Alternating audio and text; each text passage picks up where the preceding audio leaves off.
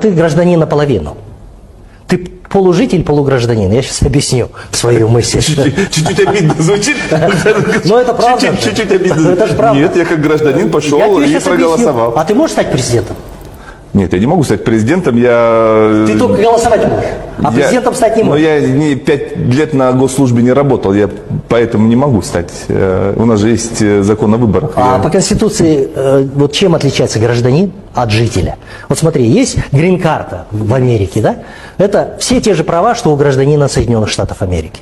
Нет одного права избираться президентом и избирать президента. Голосовать, да. И они этим правом очень дорожат, американцы. Посмотрите, как граждане Америки чуть-чуть свысока смотрят на владельцев грин-карты. Они им всегда напоминают: вы жители, мы граждане, а вы жители, мы граждане.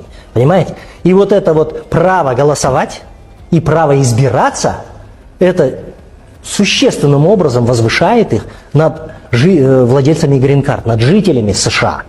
Вот. Если посмотреть по закону о выборах, да, по Конституции, любой гражданин чем отличается? Тем, что он может избираться президентом и выбирать президента. И выбирать. Вот. Житель этого не имеет, тот, кто имеет вид на жительство. У тебя есть право только избирать. Избираться благодаря закону о выборах у тебя нету. Потому что ты не работал на госслужбе 5 лет. Ну, вообще, я бы сказал, сомнительный фильтр такой, да? Дело в том, что в нашем обществе госслужащий имеет гораздо более низкий авторитет, чем обычный гражданин, который на госслужбе не работал. Вот. А человек, проработавший 5 лет на госслужбе, имеет вообще авторитет очень плохой. Потому что госслужба Казахстана – это не госслужба Японии. Госслужбе Японии, понятно, там можно было сказать, фильтр такой вводят, потому что там абсолютно с безупречной репутацией люди работают и так далее. У нас же это не так. Да, если что-то японские сделают чиновники не так, там вплоть до характеристики вернут их. Поэтому японский госслужащий – это человек с безупречной репутацией.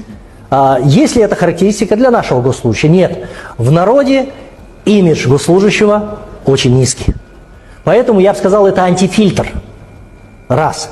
Второе. Ты не можешь самовыдвинуться. Тебя должна выдвинуть республиканская партия какая-нибудь или республиканское объединение, которое также находится под контролем власти. Этот закон о госвыборах был принят при Назарбаеве. И понятно было, с целью того, чтобы его, не дай бог, никто не снял с этой власти. То есть он так крепко за нее держался и убирал все любые возможные риски его единоличной власти.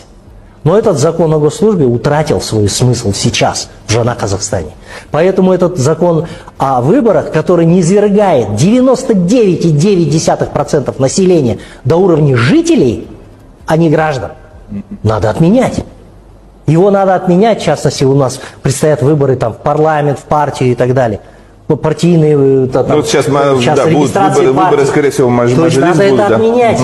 То есть надо, чтобы жители страны имели доступ к своим делегатам, которые могут защищать их права. Это нормально. Потому что если этого не будет, да, все равно пар должен найти выход. Если вы не дадите возможность конституционно через своих представителей влиять на принятие решений, то, извиняюсь, вас заставят это через площадь и через митинги и массовые протесты. Мы Хантар уже видели. Если мы не хотим повторения этого, когда нас вынудят это делать, мы должны создать нормальные каналы, цивилизованные, по которым страну не лихорадят, по которым как бы мы не несем человеческие жертвы. Понимаете?